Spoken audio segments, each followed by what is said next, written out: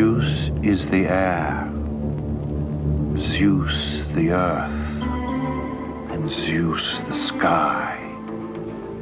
Zeus everything, and all that is more than these. For it is proper that all mortals should call upon you. For from you we are born, of all mortal things that live and move upon the earth, the only ones created in the God's image.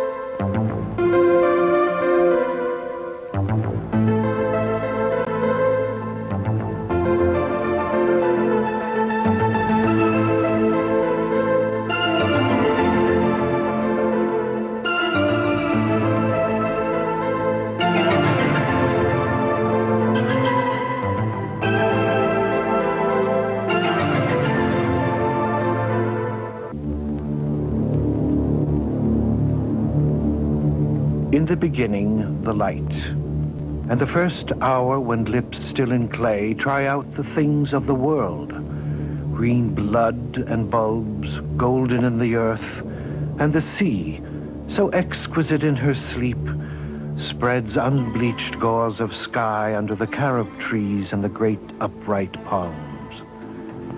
There alone I faced the world, wailing loudly. Flowers of the rock, figures that came when no one spoke and spoke to me, that let me touch them after their silence among pine trees, oleanders, and plane trees.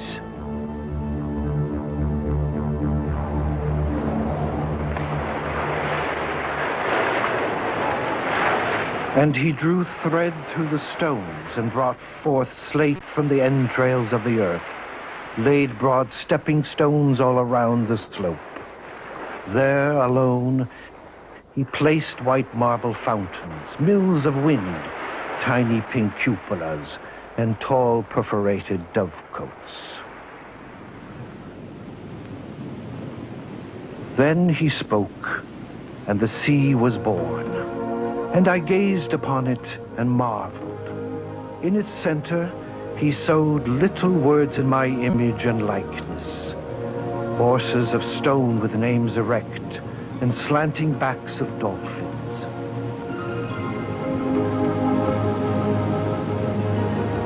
And the surf-beaten islands hard by us, where the thrust of the land lifts the wave-flung spray, Lesbos and Paros and Naxos and Chios, and Samos with oil of her olive groves gray, Mykonos and Tinos, and close by Andros.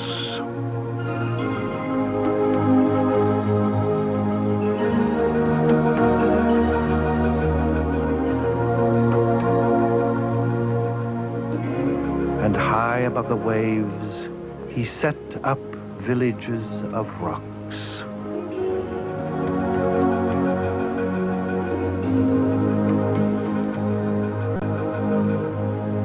Nowhere else I felt my life so justified as on a ship's bridge. An enduring ship is my country.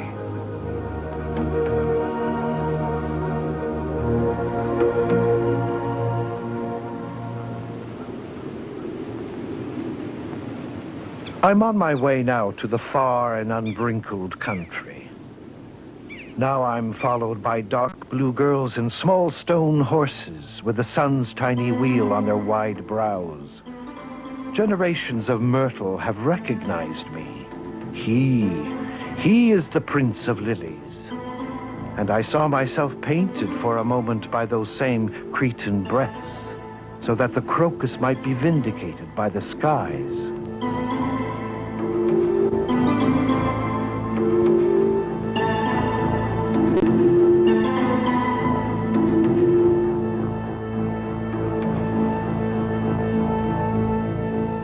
In the beginning, chaos came into being. Next, broad-bosomed earth, the solid and eternal home of all.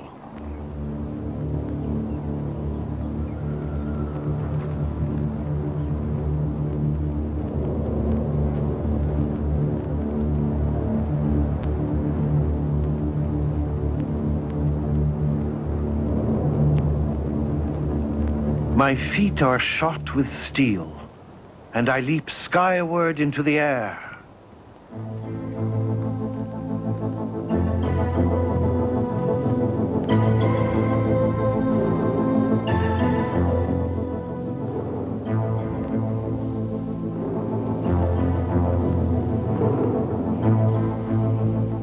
Pasiphae, Minotaur, Labyrinth, and Ariadne, with the beautiful amorous thread, branching, guiding in stone darkness, and then the return of Theseus, triumphant. The king, a void under the mask.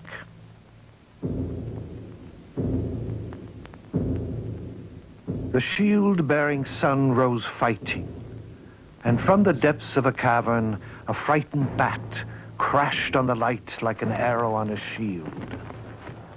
Was this the king for whom we have sought so carefully on this Acropolis, feeling at times with our fingers his touch upon the stones?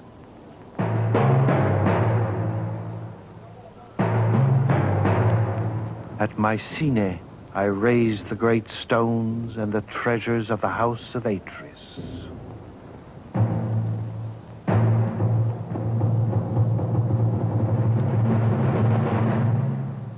Generals, bowmen, and charioteers, they sweep forever onward. Their daunting looks dismay, and their vicious hearts are jubilant.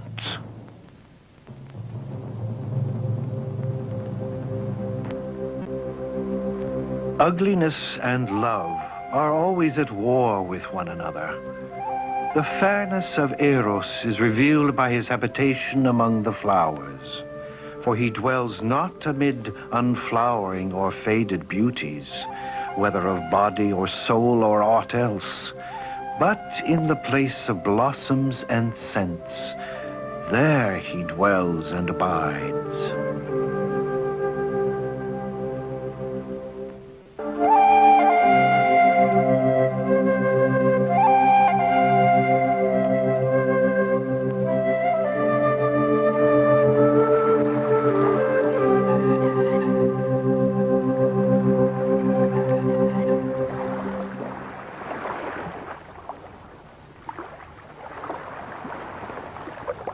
Greek, the language they gave me. Poor the house on Homer's shore, my only care, my language on Homer's shores. Secret syllables through which I strove to utter my identity.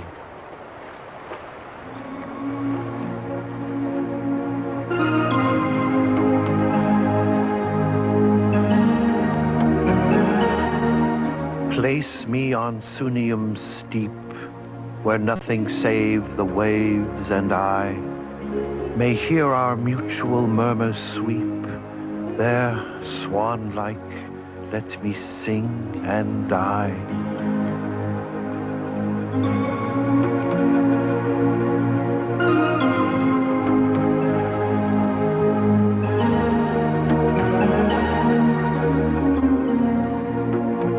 Beauty is truth, truth beauty. That is all we know on earth and all we need to know. Fortunate city of Athena, you who such great pains took will become an eagle in the clouds as long as time permits.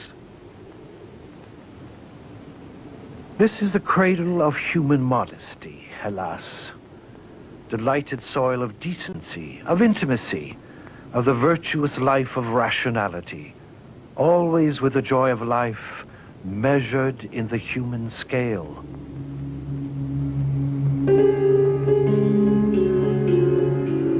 The Hellenic mind, economy, precision of action, effectiveness of forms, lyricism, mathematical strictness, laws of the universe, the Hellenic mind, the drama full of passion. The Acropolis made me a rebel. This conviction has remained in me. Remember Parthenon?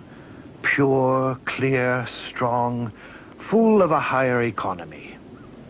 This cry that dashed upon a land full of dread and joy, strength and innocence.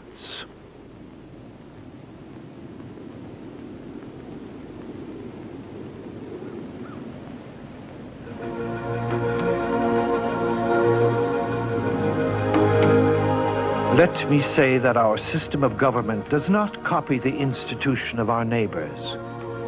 It is more the case of our being a model to others, rather than of our imitating anyone else. Our Constitution is called democracy, because power is in the hands not of the few, but of the whole people. Our city is open to the world, and we have no deportations in order to prevent people observing or finding out our secrets, which might be a military advantage to the enemy. This is because we rely not on secret weapons, but on our own real courage and loyalty. When we do kindnesses to others, we do not do them out of any calculations of profit or loss. We do them without afterthought, relying on our own free liberality.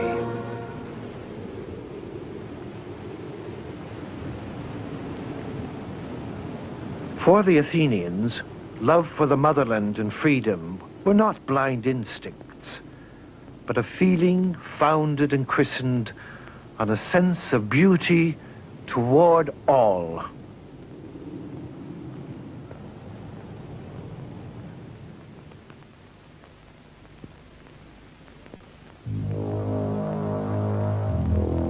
Poseidon, holder of the earth, blue-haired lord, be kindly in heart and help those who voyage in ships.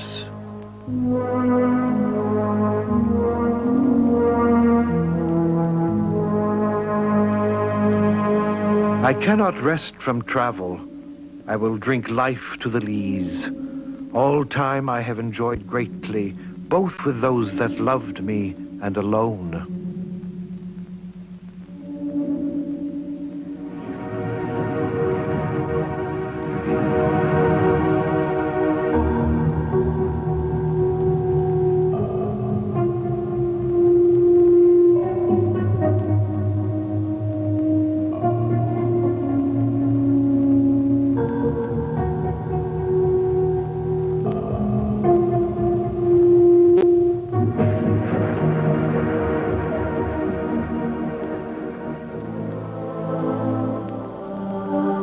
Both holy elements, pure light and water, have taken flesh, created and creators, and one became a god, Apollo named.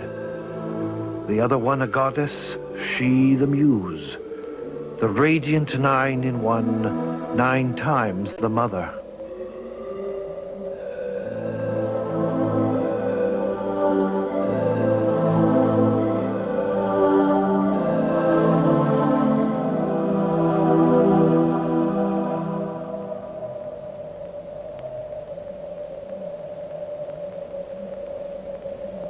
I am the eye with which the universe beholds itself and knows itself divine. I am taller than mortal man. My head is small and fringed with golden ringlets. From the line of my shoulders, the geometricians derive the idea of the square. From my eyebrows, the bowman drew the concept of the arc. I am naked, and this nakedness inspired the idea of harmony.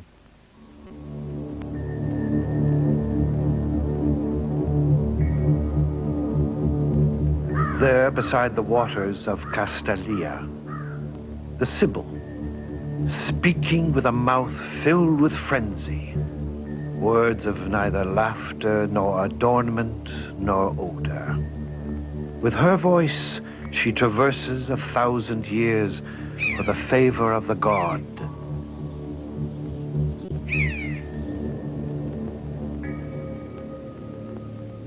He was a fine young man.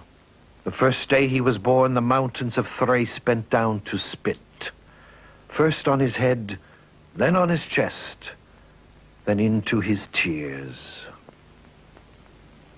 He was a brave young man, with his gold buttons and his sword, with a man's air in his stride, and his helmet, a shining target with his soldiers on his right and left.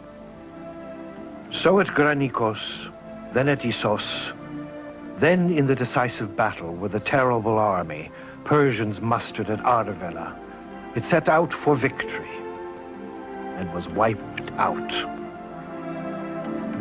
And from this marvelous Panhellenic expedition, triumphant, brilliant in every way, celebrated on all sides, glorified, incomparable, we emerged, the great new Hellenic world. We, the Alexandrians, the Antiochians, the Seleucians, and the countless other Greeks of Egypt and Syria, and those in Media and Persia, and all the rest, with our far-flung supremacy, our flexible policy of judicious integration, and our common Greek language, which we have carried as far as Bactria, as far as India.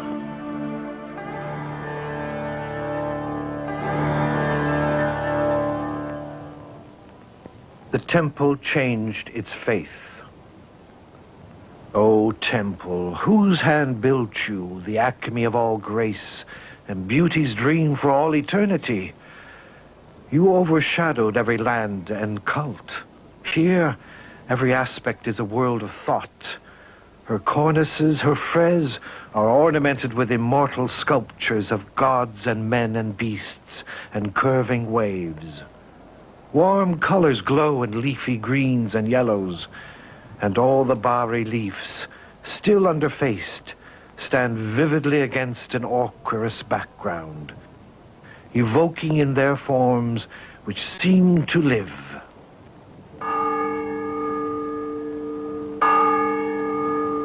In God's garden you have planted the soft, tender tree of goodness, in between the tree of life and that of knowledge. And it grows tall, watered by your tears, sprouts branches, surpasses the other trees, blooms, bears fruit like the good olive tree, and shines. And the Omnipotent rests in its shade. You defeat justice, you with love.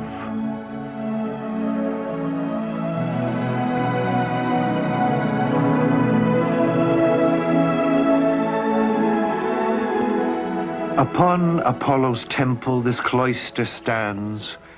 Below are fertile orchards, rich with fruitful trees, caressed by streams and trilled by nightingales.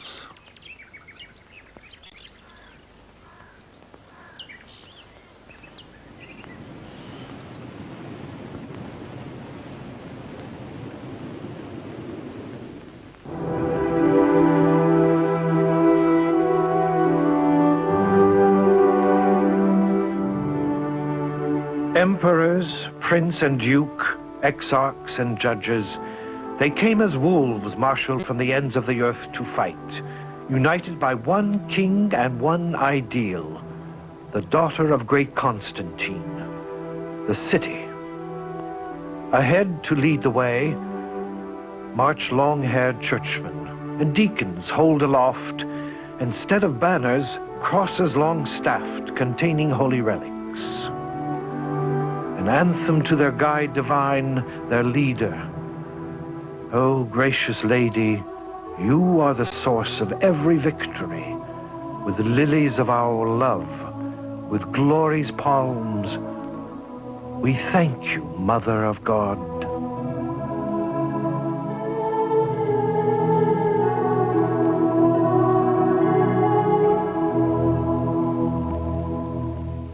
Through the open gates there issues a procession, moving slowly with heavy tread. It is a company without seraphim, without crucifix or banner, Bible or priests.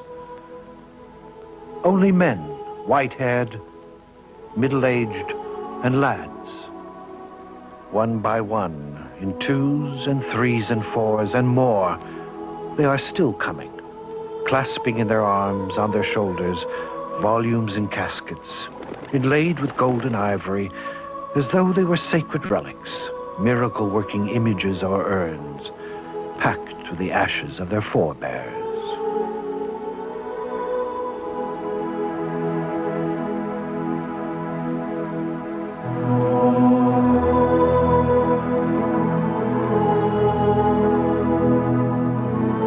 They came dressed up as friends, came countless times, my enemies, trampling the primeval soil, and the soil never blended with their heel. On the peaks, in the valleys, in the ports they raised and founded mighty towers and villas, and the measure never blended with their thinking.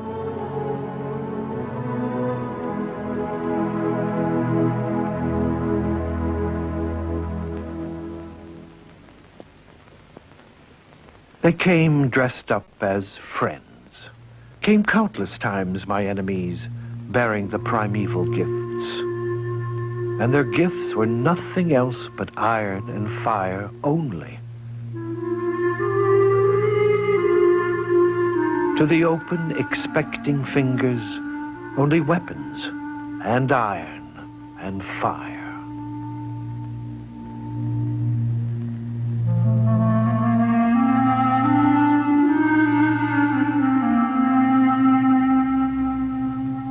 Exiles from our native shores, we shall traverse land and seas, where no Turk can tread down on us. The sun that has set in the east shall rise in the west.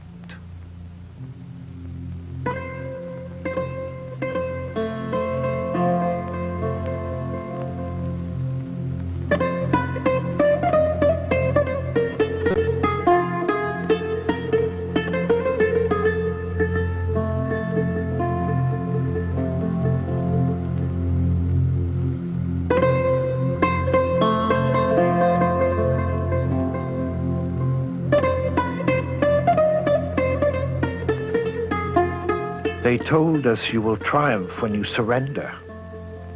We surrendered and found the dust. They told us you will triumph when you love. We loved and found the dust.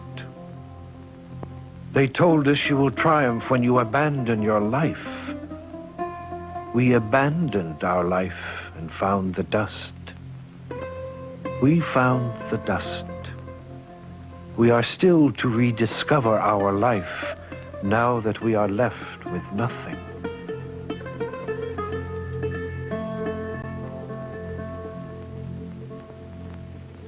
Now the dream beats in the blood. The world's most true moment is calling freedom. Hellenes are showing the way in the dark. Freedom. For you, the sun shall shed its tears of joy. And liberty did not come to our motherland through myth, but with blood and sacrifice.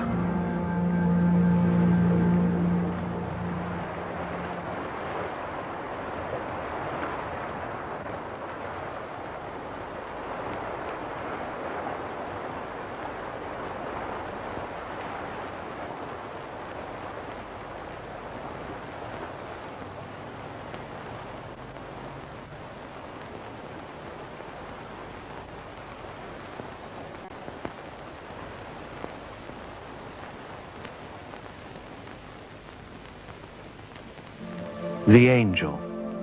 3 years we waited intently for him, closely watching the pines, the shore, and the stars.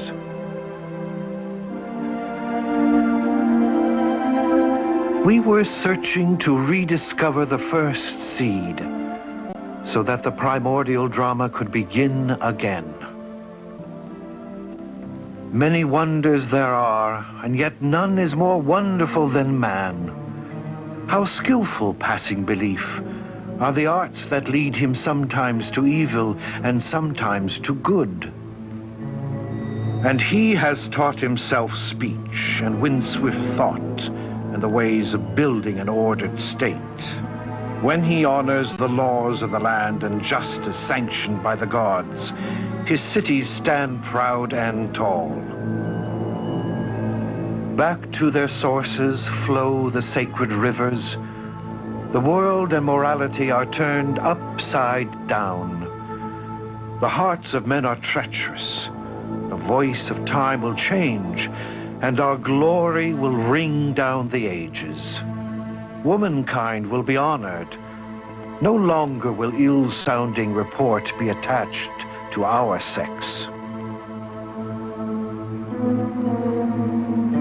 We make our destinies by our choice of gods.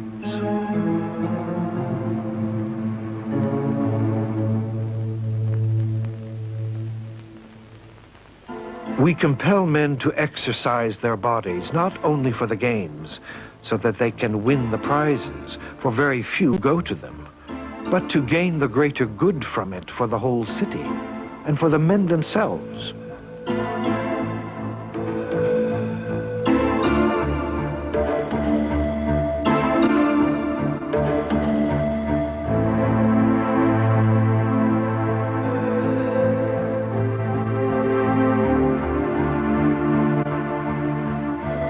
We may sing of no contest greater than Olympia, just as water is the most precious of all elements, just as gold is the most valuable of all goods, and just as the sun shines brighter than any other star, so shines Olympia, putting all the other games into the shade.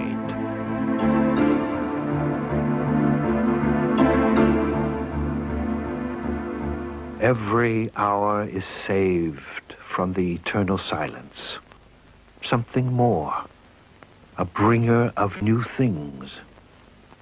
Come, my friends, it is not too late to seek a newer world.